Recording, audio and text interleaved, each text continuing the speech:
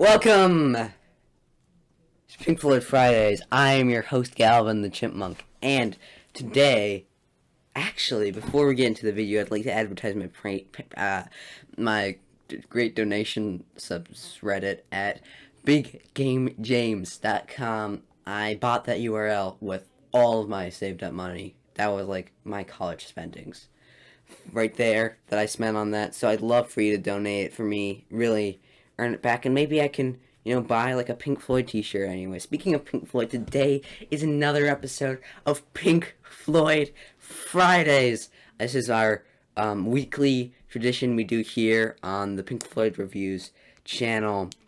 Despite popular reasoning, I am actually not a very big Pink Floyd fan, but I did grow up on them, so I know their discography very well. But that doesn't matter. For today's song is Time. This is one of their biggest hits. Most people know about this song. This is from, of course, Dark Side of the Moon. This is the 4th track on the album, and it's quite an excellent song. The song starts off with this ticking clock, and this kind of reminds me of my early days with the wind-up alarm clocks. They tick all through the night. They wouldn't let you sleep. And once the alarm rang, then I'd be able to finally go to sleep. Life is a somniac, am I right?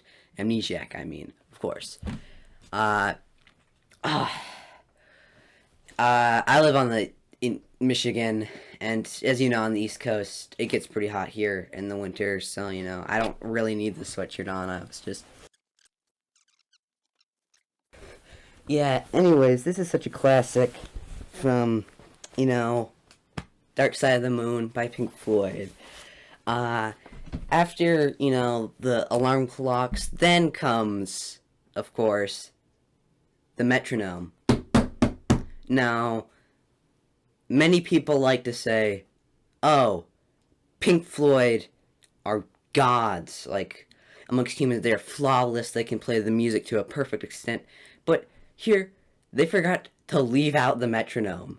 Like, that is the easiest thing to do. But there's some nice parts here. My favorite part is Roger Waters' keyboards. I absolutely love them. And Richard Wright's bass playing here is really spectacular as it gets into the vocal performance. The choir-like vocals coming from guest vocalist Claire Roger. Then after that, you get the guitar solo, and most people don't like this guitar solo, and I've got to say they're wrong. This is a very underrated guitar solo. What a great song from Pink Floyd. Oh man, it is hot here.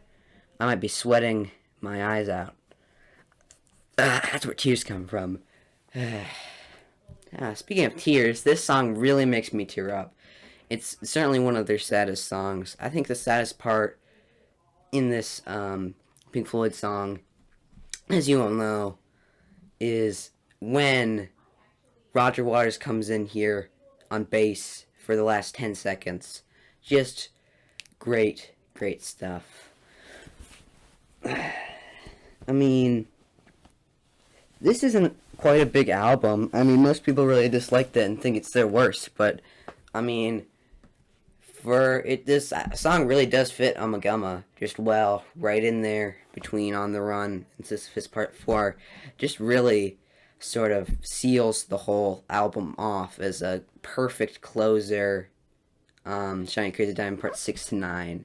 That's really what it all leads into, that big sweep, but I won't talk about that for 3 months.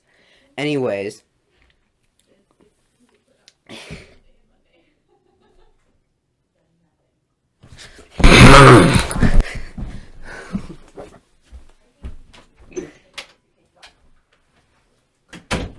sorry, but there's a horse in my house. Anyways,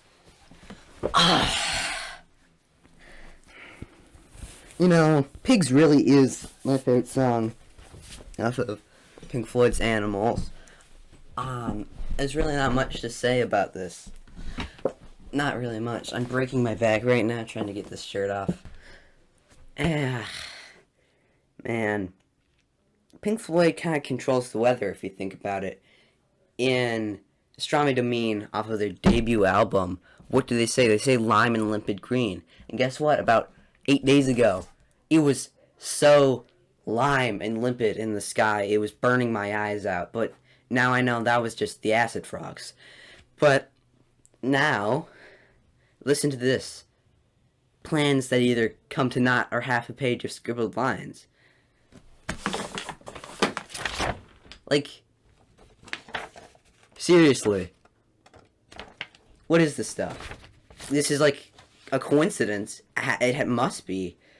What is this? I don't have paper. It's too expensive. I should sell that.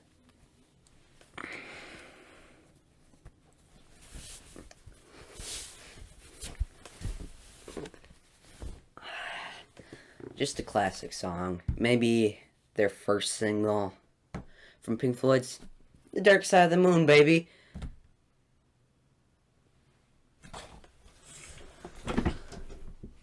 I gotta close my window. It's getting quite cold in here.